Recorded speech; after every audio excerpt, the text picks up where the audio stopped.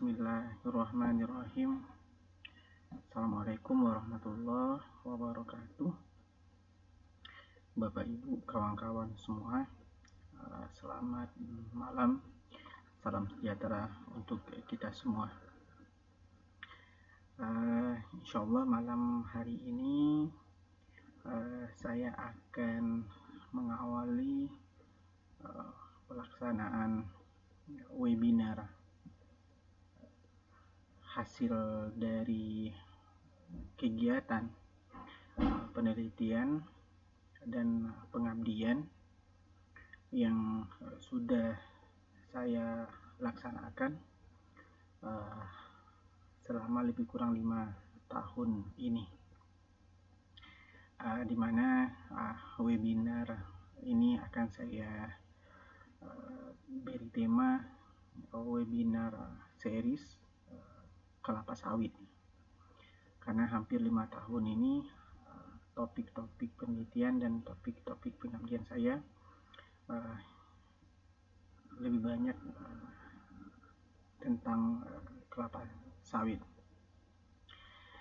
Malam hari ini saya akan menyampaikan salah satu hasil dari kegiatan pengabdian kepada masyarakat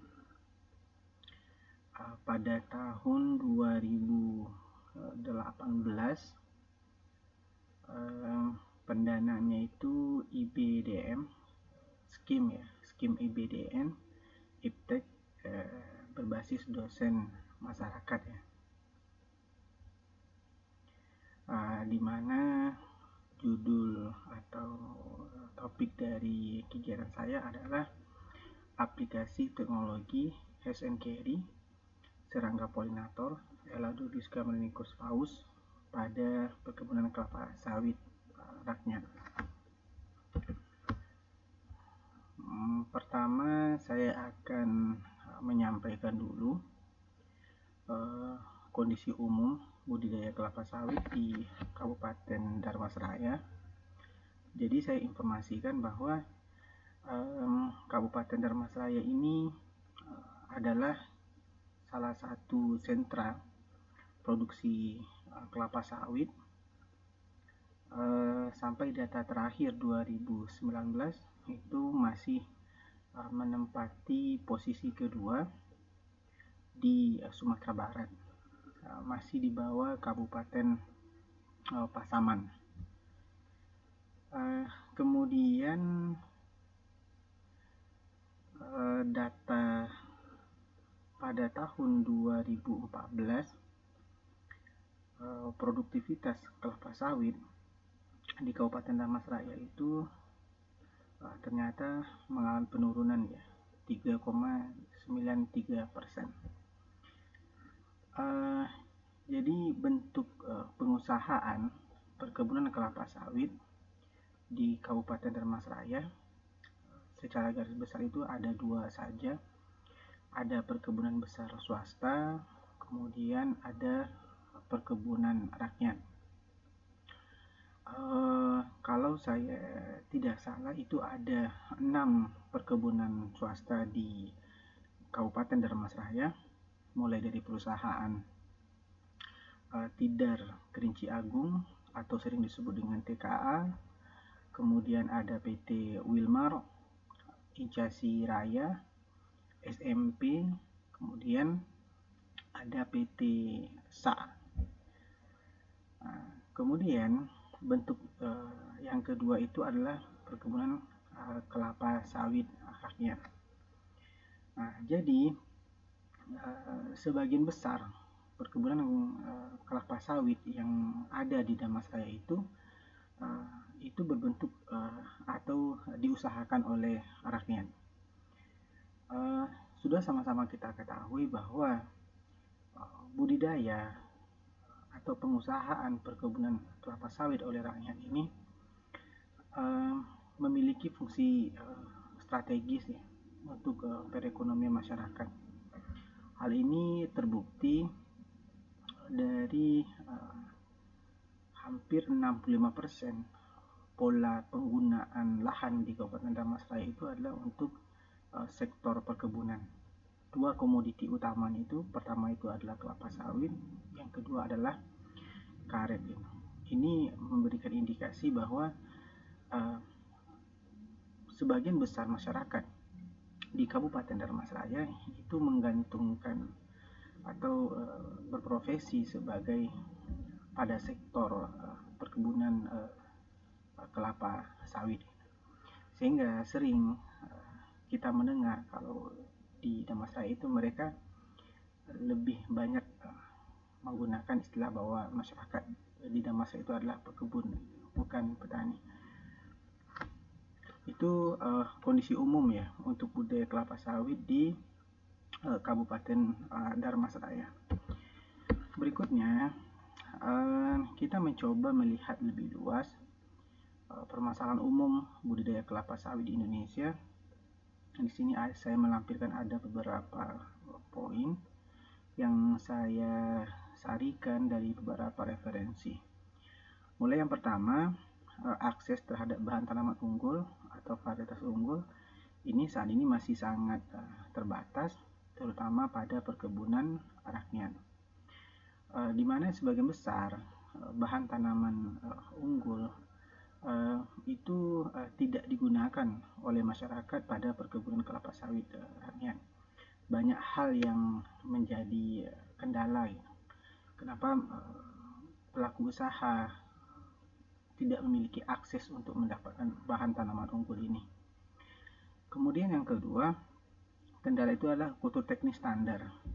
Ini juga sangat jarang kita temukan pada perkebunan kelapa sawit rakyat, di mana kultur teknis standar seperti persiapan lahan, pengendalian gulma, pengelolaan hama penyakit, kemudian panen, kemudian pasca panen ini nyaris terabaikan oleh petani, karena memang sebagian besar perkebunan kelapa sawit rakyat itu memang tidak diusahakan secara intensif. Kemudian pemupukan yang tidak seimbang. Sama-sama kita ketahui tanaman kelapa sawit itu minimal dalam setahun itu dia dipupuk 2-3 kali. Hanya saja pada perkebunan kelapa sawit rakyat itu kadang dalam 1 tahun itu hanya 1 kali gitu. Bahkan ada yang kita temukan di lapangan itu petani tidak melakukan pemupukan sama sekali. Biasanya pemupukan ini dia berhubungan dengan harga tandan buah segar. Ketika harga tandan buah segar atau TBS itu tinggi, maka petani akan melakukan pemupukan. Sebaliknya, jika harga TBS itu rendah, maka biasanya kelapa sawit itu tidak akan dipupuk, bahkan tidak akan dirawat. Kemudian lemahnya pengawasan gulma, ini sangat sering sekali kita temukan pada perkebunan kelapa sawit rakyat. Bahkan gulma-gulma vegetasi di bawah itu telah tumbuh dengan sangat cepat, bahkan membentuk semak belukar. Sebaliknya pada perkebunan besar swasta itu pemeliharaan gulma itu dilakukan secara intensif. Bahkan sebagian besar itu lahan itu betul-betul bersih. Berikutnya, kurangnya pengendalian hama terpadu untuk mengendalikan hama dan penyakit itu juga sangat jarang kita temukan di lapangan gitu. Kemudian tidak melakukan kastrasi ya. Kemudian yang terakhir itu tata cara panen yang kurang tepat dan proses penyerbukan yang tidak optimal. Pertama, tata cara panen yang tidak tepat. Jadi panen kelapa sawit itu kan dalam 1 bulan itu bisa dipanen 1 atau 2 kali. Kemudian buah yang bisa dipanen itu kan ditandai dengan brondol. Artinya ada 10-14 brondol yang sudah masak itu jatuh. Nah, kemudian ini bisa dijadikan sebagai dasar untuk bahwa tandan tersebut telah bisa dipanen gitu. Hanya saja hal ini tidak dilakukan oleh petani, karena biasanya jika harga TBS itu tinggi, maka petani akan mempercepat panen, bahkan ketika TBS itu sebenarnya belum layak untuk dipanen. Alasan mereka itu cukup sederhana sebenarnya. Kenapa mereka segera melakukan panen ini? Untuk mendapatkan harga mahal tadi. Kalau mereka mengundur panen sampai TBS itu memasuki fase matang dan layak untuk dipanen sesuai dengan kriteria, itu terkadang mereka beranggapan bahwa mereka bisa tidak mendapatkan harga terbaik gitu. Ini juga akan mengakibatkan rendahnya kualitas rendemen, sehingga TBS yang dipanen itu tidak layak tadi ketika dibawa ke pabrik. Ya di pabrik itu biasanya juga akan tonasi pemotongan itu juga akan besar gitu, bahkan sampai 2-3% itu dipotong. Kemudian belakangan kita menemukan satu masalah klasik ya pada perkebunan kelapa sawit, yakni proses penyerbukan yang tidak optimal. Hal yang sangat esensial pada perkebunan kelapa sawit, akan tetapi selama ini kurang bahkan tidak menjadi perhatian oleh pelaku usaha perkebunan kelapa sawit. Berikutnya, dari survei yang kami lakukan di beberapa kecamatan di Kabupaten Dharmasraya, mulai dari Kecamatan Pulau Punjung, Kecamatan Timpe, Kecamatan Gunung Medan, Kecamatan Sitiung, di mana kecamatan-kecamatan itu adalah sentra kelapa sawit di Kabupaten Dharmasraya. Fenomena bunga betina abortus karena ketidaktersediaan agen penyerbuk ini sangat umum kita temukan. Di sini bisa dilihat pada gambar A ini adalah tandan stalk dari bunga betina yang dia itu gagal atau tidak mengalami proses penyerbukan ini. Maka ini diistilahkan dengan abortus ini. Kemudian ada bunga betina ini yang diserbuki, akan tetapi tidak sempurna itu, sehingga menghasilkan buah seperti pada gambar B ini. Ya, seperti pada gambar B ini. Ukuran brondolnya lebih besar. Kemudian pada tandan itu kan ada spikelet ya, dan spikelet itu ada aksesoris, biasanya dia itu ada duri. Karena brondolan karena kuncup bunga yang terdapat pada spikelet itu tidak berkembang semua karena memang tidak diserbuki, maka duri yang terdapat pada spikelet itu dia tumbuh lebih besar, memanjang seperti ini, sampai dia itu membentuk seperti hewan landak itu. Maka di masyarakat sering diistilahkan buah yang seperti ini disebut dengan buah landak. Buah landak ini tidak diterima ya ketika dijual ke pabrik. Berikutnya ini saya gambarkan bahwa ini adalah bunga jantan kelapa sawit ya, bunga jantan. Dia itu bunga jantan, kemudian ada juga bunga betina. Bunga jantan, bunga betina itu dia terdapat di dalam satu batang yang sama. Hanya saja persoalannya itu adalah waktu mekar bunga jantan dan reseptif bunga betina itu tidak sama, sehingga bunga betina yang reseptif ini diserbuki oleh serbuk sari dari tanaman dari bunga jantan pada tanaman yang lain.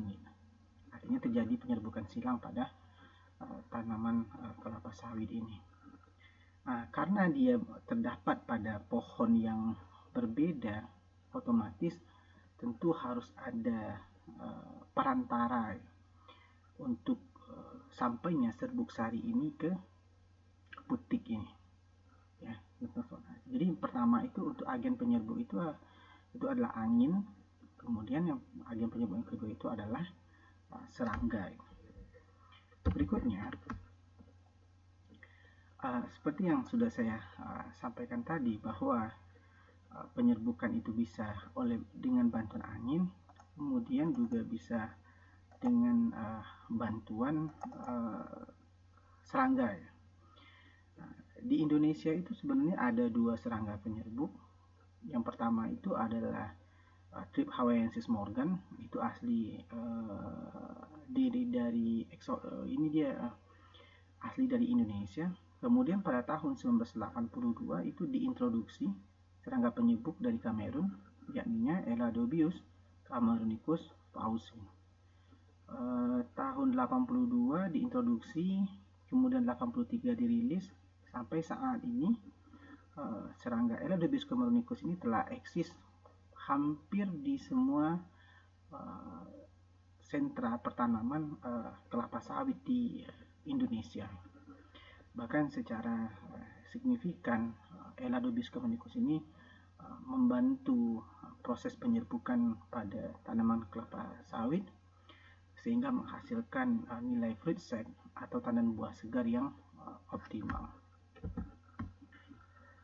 Berikutnya, pada saat ini ada salah satu teknologi di mana teknologi ini berfungsi untuk mengoptimalkan peran dari serangga Eladobius cameronicus.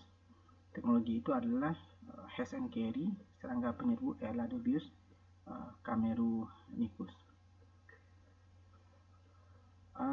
Jadi penyerbukan pada tanaman kelapa sawit yang tadi kami sebutkan yang dia membutuhkan agen, kemudian terjadi penyerbukan yang tidak sempurna karena ketidaktersediaan agen penyerbu terutama Eladobius cameronicus ini, itu umumnya terjadi pada perkebunan kelapa sawit bukaan baru atau perkebunan kelapa sawit yang jauh dari kebun tua, sehingga serangga penyerbu Eladobius dari kebun tua yang telah established tidak memiliki akses untuk pindah ke kebun baru tersebut karena jaraknya yang terlalu jauh atau bisa jadi terisolasi. Untuk itu perlu kita bantu untuk memindahkan atau mengangkut Eladobius dari kebun yang telah established ke kebun bukaan baru. Nah, maka teknologi yang bisa kita gunakan memindahkan tersebut adalah teknologi Hash and Carry. Ya, Hash and Carry, menetas kemudian dibawa gitu.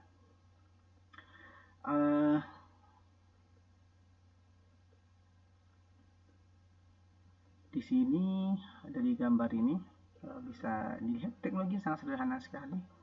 Ada kotak Hash and Carry ini tampak depan, kemudian dia itu terbuat dari triplek, panjangnya lebih kurang 1,2 meter, tingginya lebih kurang 1 meter. Kemudian pada bagian atasnya itu ada pintu yang bisa dibuka tutup. Hanya saja pada bagian atas ini kita pasang dia kain til ya, kain til. Nah, kemudian di dalam ini kita buatkan gantungan ya seperti ini, gantungan untuk meletakkan bunga jantan lewat atesis. Kenapa kita gunakan bunga jantan lewat atesis ini? Karena Eladobius cameronicus itu habitatnya itu adalah pada bunga jantan kelapa sawit. Artinya untuk melengkapi siklus hidup dari telur sampai menjadi imago itu dilakukan di bunga jantan ini. Jadi telur, larva, ya kan, pupa itu diletakkan di dalam bunga jantan ini. Nah, otomatis kalau kita mengambil satu tandan atau beberapa tandan dari bunga jantan ini, kemudian kita pindahkan ke suatu lokasi, otomatis kita sudah membawa atau mengangkut telur, larva atau pupa Eladobius yang ada di dalam tandan ini. Yang kita harapkan ketika kita angkut, kita pindahkan ke lokasi baru, telur itu menetas menjadi larva. Kemudian kalau dia ketika pindahkan ada larva, maka dia berkembang menjadi pupa. Ketika kita pindahkan itu adalah pupa, maka dia akan menetas jadi imago. Nah, di lokasi baru imago itu nanti akan kita lepaskan, kemudian dia kita harapkan juga menetap di lokasi baru tersebut.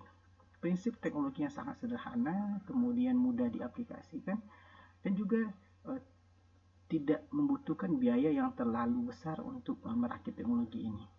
Bahkan teknologi ini bisa bertahan sampai beberapa tahun dan meliputi wilayah yang cukup luas untuk satu paket teknologi ini, di mana satu kotak ini cukup untuk 3 sampai 6 hektar. Kita lanjutkan. Oke, ini kegiatan yang sudah kami lakukan. Pertama mulai dari sosialisasi kepada kelompok tani mitra, kepada perangkat negeri Sungai Dareh, tempat di mana lokasi kegiatan dilakukan, dengan kecamatan Pulau Punjung, dengan dinas pertanian, dengan PTD BPP Pulau Punjung, kemudian dengan beberapa penyuluh petani di lapangan. Kemudian tahap kedua, untuk mengintroduksikan teknologi tadi, kita lakukan penyuluhan 2 kali dengan kelompok tani budidaya yang terdapat di Sungai Dari sebagai mitra kita. Kemudian kita juga melakukan 1 kali penyuluhan dengan yang non mitra, yaitu kelompok tani Setampang Bani, Cinta Maju, dan Buia. Kalau non mitra ini sebenarnya kita tidak langsung juga waktu itu diundang menjadi narasumber di kegiatan pemberdayaan nagari Gunung Selasih ya.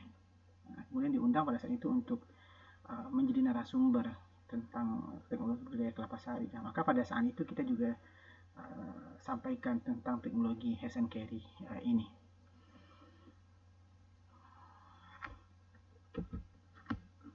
Setelah kita lakukan penyuluhan, artinya dari pengetahuan masyarakat atau mitra telah memiliki ilmu tentang teknologi Hash and Carry, ini akan memudahkan kita untuk mengaplikasikan teknologi tersebut di lapangan. Akan tetapi sebelum kita aplikasi di lapangan, maka petani itu perlu kita latih dulu, gitu. Ya, perlu kita latih dulu. Ada beberapa pelatihan yang sudah kami lakukan, mulai dari pelatihan penerapan teknologi Hash and Carry, serangga penyebut Camerunicus, kemudian pelatihan pembuatan kotak Hash and Carry, kemudian nanti kotak Hash and Carry itu kita tempatkan di dalam bangunan pelindung ya, saat akan dioperasikan di lapangan. Itu kita juga melakukan pelatihan. Kemudian bagai pelatihan cara mengumpulkan dan menyimpan serbuk sari. Ini salah satu tahap yang paling urgent. Pelatihan cara mengumpulkan kemudian menyimpan serbuk sari. Artinya nanti ketika Eladobius camerunicus yang kita pindahkan melalui tandan bunga jantan tadi yang kita letakkan dalam kotak, kemudian dia mekar, kemudian dia ketika dia menetas, maka larva-larva imago tadi dia akan berkumpul pada bagian atas kotak gitu. Nah, sebelum dia kita lepas kemudian terbang, jadi ke tubuh itu kita semprotkan serbuk sari. Nah, makanya kita perlu mengumpulkan serbuk sari. Biasanya satu tandan kelapa sawit itu dia bisa menghasilkan 20 sampai 40 gram gitu. Berikutnya, tidak semuanya juga serbuk sari itu bisa kita gunakan gitu. Jadi untuk mengetahui serbuk sari yang layak atau menyesal untuk kita gunakan, maka harus kita ketahui dulu viabilitasnya gitu. Untuk mengetahui viabilitas itu, maka kita lakukan pelatihan uji viabilitas serbuk sari. Nah, terakhir, sebagai tambahan kita memberikan pelatihan pelaksanaan penyerbukan buatan. Jadi sebenarnya seperti kami sampaikan di awal tadi, bahwa penyerbukan pada kelapa sawit itu bisa kita lakukan secara alami, kemudian dia juga bisa kita lakukan dengan buatan assistant pollination. Hanya saja penyerbukan secara buatan itu dia terkendala satu, tenaga banyak yang dibutuhkan, kemudian biaya yang cukup besar. Kemudian penyerbukan buatan itu juga hanya bisa dilakukan pada kelapa sawit yang umurnya itu di bawah 6 tahun gitu. Yang memungkinkan kepada pelaku untuk melakukan penyerbukan. Kalau sudah lebih dari 6 tahun itu pohon itu sudah tinggi ya, sudah lebih dari 5 meter, tentu sulit untuk memanjat pohon tersebut gitu. Karena penyerbukan buatan ini memang petani nanti menyemprotkan serbuk sari itu ke bunga betina yang sedang reseptif. Berikutnya, kegiatan kami yang terakhir, keempat, itu adalah mengaplikasikan teknologi Hash and Carry serangga penyerbu Camerunicus. Aplikasi itu kami mulai dengan pembuatan kotak Hash and Carry serangga penyerbu, di mana kotak ini ukurannya seperti kami sebutkan tadi 60 cm, kemudian lebarnya itu 120. Kemudian di bagian atasnya itu dindingnya ini ya, itu kita buat dari plate.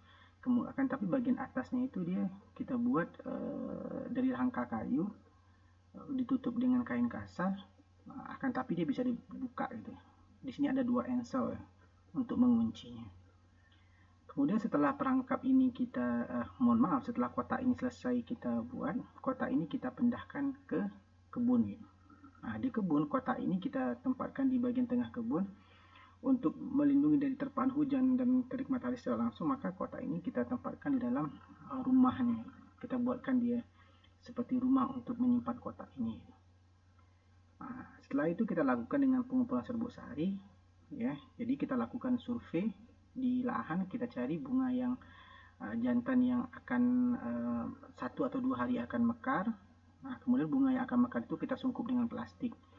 2-3 hari maka bunga itu akan mekar. Setelah dia mekar kita potong, kemudian kita pisahkan dari spikeletnya.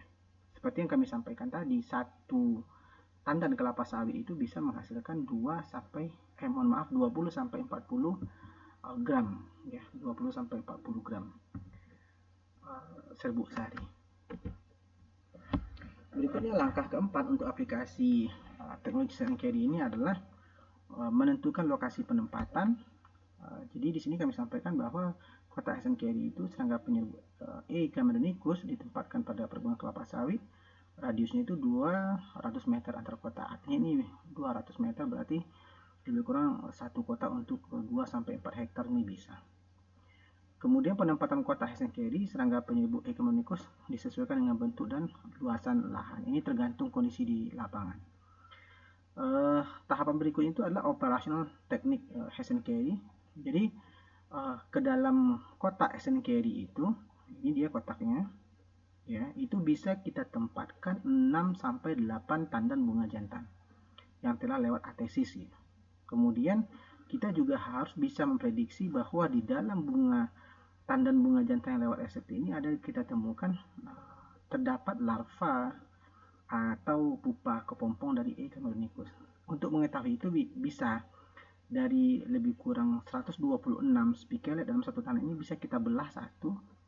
Ketika kita belah kita akan melihat nanti larva kemudian pupa pada spikelet tersebut. Jadi kalau di dalam satu spikelet itu kita temukan ada beberapa larva kemudian kepompong, jadi kita duga ya di dalam satu tandan ini cukup banyak E. cameronicusnya.